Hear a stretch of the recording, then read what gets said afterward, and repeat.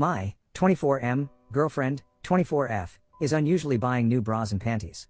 Over the last 2.5 weeks my GF has bought close to 9 new pairs of lingerie. This is unusual because she bought some 7 new pairs somewhere at the beginning of April. Now I don't mind a girl buying new lingerie, but this is unusual. She had close to 40 new pairs of lingerie, a count which keeps on decreasing every other day. Now I take out trash every given day, and I've observed that she hasn't thrown her old lingerie and trash over past 1 week, while there's no trace of it anywhere in our apartment. And yet she is missing 4 or 5 pairs from our common closet. She seems to act pretty normal, there's no dent in her daily routine.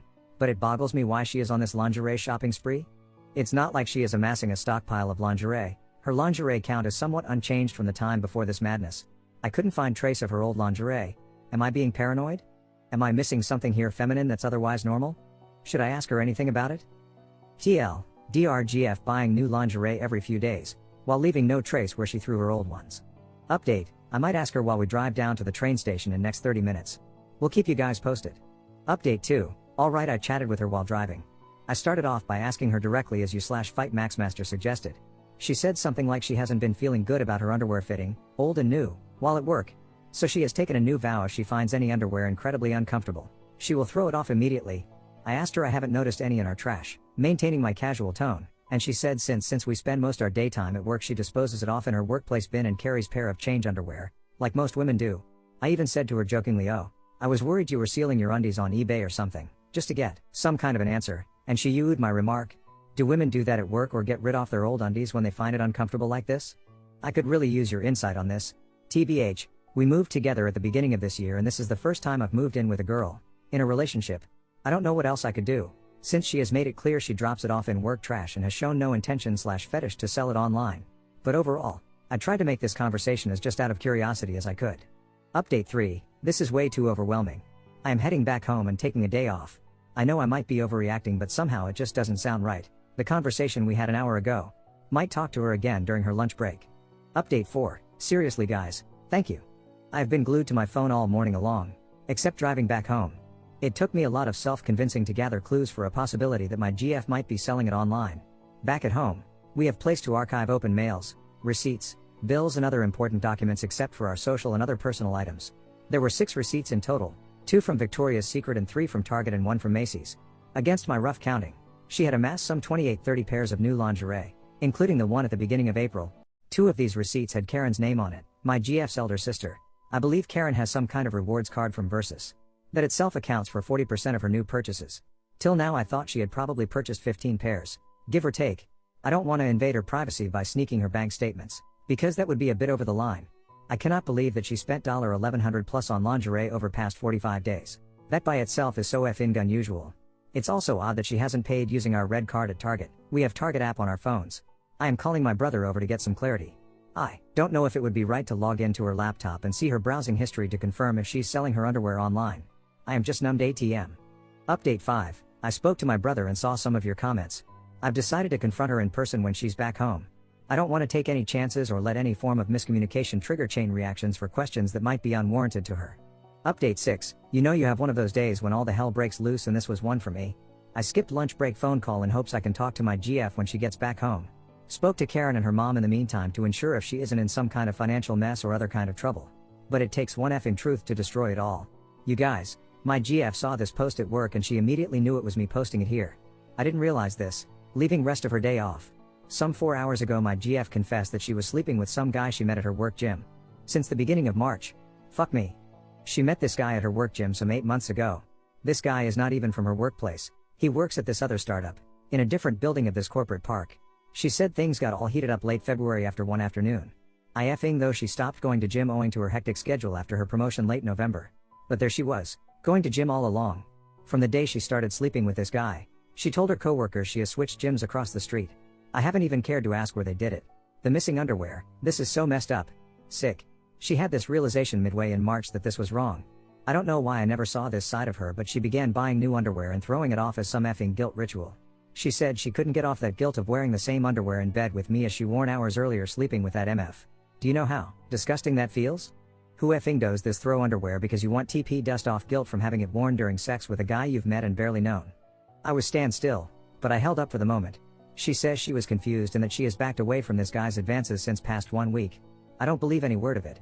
In fact, I don't think I want to believe what she said.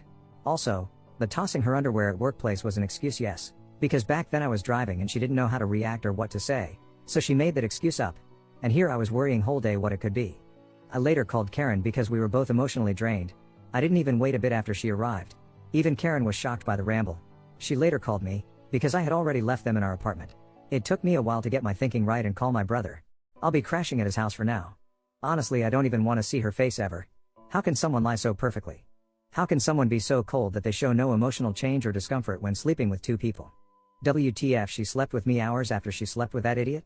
And throwing underwear was her means to get over that guilt. I don't understand her anymore. When she said it was all carnal, I didn't even know she believed in notion of sleeping around with people for physical needs. She said she still loves me and this was just something that made her feel good. I don't even know what to interpret of that. Honestly, I think my thoughts are all over the place. But thank you, I don't know if I could have known about this if it wasn't for this post. It was after dinner did I realize that was trending on this sub, and this post made her take the midday train back home. I have so many questions. Part of me wants to see her again just to make sure she is alright. Part of me doesn't want to see her ever again. I have so many questions, but I just avoided her by walking downstairs in no time. I had to ask my brother and his wife to pick some stuff off from home. Shit, this is all messed up. Update 7, 24M, 24F, I owe this sub a lot. I have taken sick leave today.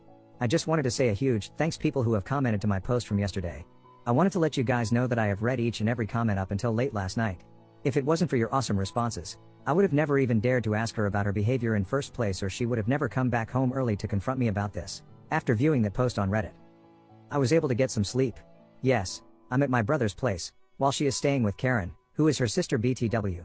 Karen reached out to me late last night and asked if we could meet early morning at a coffee shop and chat. So I did. We talked a lot about what happened yesterday. Since she partly confided in Karen about why she did what she did, here are some key takeaways. She doesn't know why she began sleeping with this guy in first place. It just happened. She feels terribly sorry for what she did to me and hopes we can work things out. She has already broken up with that guy a week ago. She felt it was wrong and there's no excuse for it. She asked Karen to buy stuff from Versus using Karen's CC because she felt it would be awkward to explain it to me if we were to review her finances. We used to do that together to cut her expenses and pay up aggressively towards her student loans. She claimed that sex with this guy was completely carnal and that there were no feelings or affection involved. She said she got lured by this because her new responsibilities were way too overwhelming for her. But again, she maintained that she didn't know why she started sleeping with this guy in first place. I don't think I want to know who this guy is or whether it was him or her who made the first move. Thinking about it is so effing depressive.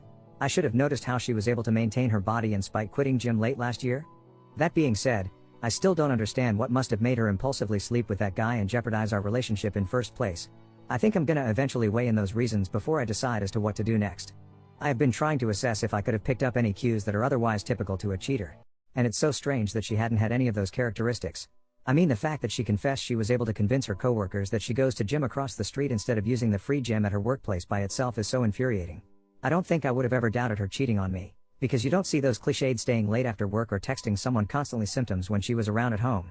I think if I try to understand what made her to get in bed with this guy, I'll just get myself deeper down the rabbit hole. Karen also said that even she couldn't truly understand what was going in her head when she decided to have this fling with a completely unknown guy and put our relationship at stake. Though Karen did make a full disclosure that my GF once cheated on a guy as a teenager back in high school and things turned out ugly back then. I was a bit surprised since I didn't know this before. We both knew our relationship and our dating history midway in our relationship, but not this. That was quite a long time ago. And BTW, Karen is a sweet lady. She even wrote each of us a letter before we guys moved in together. This is so ironic. I lurk on Reddit via my main account to get updates on r/Apple and r/Macos, while my GF used to thoroughly read r/Tukes chromosomes. She would sometimes read out a post here and there, asking me what do I think about some post on Reddit from a guy's perspective, entailing into one of those small talks. Little did I know that our life would be one of those relationship questions, to be a topic for small talk amongst other Redditors or couples here online. Nonetheless, I truly appreciated your responses. I would have dragged this thing for days or even weeks, getting more and more worried and obsessed about my GF behavior. See, when you move in together, no one ever tells you what boundaries to set and what things to avoid. I think I made a mistake there. Maybe I should have checked on her time and again to see if something had been bothering her at work. I think first time living with someone that aren't your parents or drunk dudes back from college is always awkward and wonderful at the same time.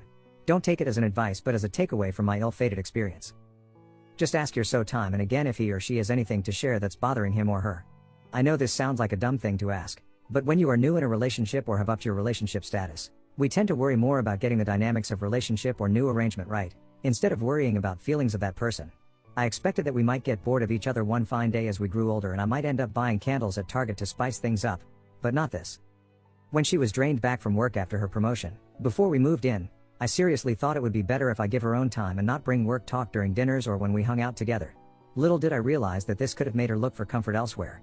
I can also affirm that I have been around her as long as she needed me, but I guess we were both busy complimenting each other in our apartment by who gets to do what to upkeep of our surroundings, groceries, social responsibilities, instead of just being in moment and listen to one another. I just picked up my car and got off from my meeting with Karen at coffee shop. I have the remainder of this weekend all to myself, while my brother and his wife have been incredibly supportive, although of getting myself checked into the first available counselor. Even if that's just one time. I haven't told any of my friends or coworkers about it. So it's gonna be social life as usual, unless I come to a decision as to what to do next. It's like you are effing pissed off for having your trust shattered, but then you need to walk through those broken pieces to get out of it, without getting yourself hurt. So now our apartment stays deserted while I figure out what to do next. Sorry for the ramble. But, thank you. Again. Edit. By no means I feel exactly the same for her like I did yesterday or while typing this post. I thought I still cared for her last night, but that gradually got replaced with rage and nausea even when I think about her. Don't worry, I'll be fine as time goes by. I have just confirmed appointment with a counselor and my PCP to get myself checked for anything fishy. The intent of this post was just to show deep gratitude for responses yesterday, and today as it seems. To any guy/gal reading this post in future, teetering between what to do next when you found out you were cheated by your GF/BF, read some of the comments down below. They might turn out to be truly insightful for you. And my counselor had already read my previous post before I had even checked into her office late afternoon yesterday. She referred to me as "You are the guy who posted about his GF's lingerie behavior, right?" Few minutes into our session. Man, it seems everyone on Reddit likes to lurk on this sub. I'm okay though, feeling better. Just a bit insomniac. And regarding our home, I spoke to the leasing office and they said under the circumstances,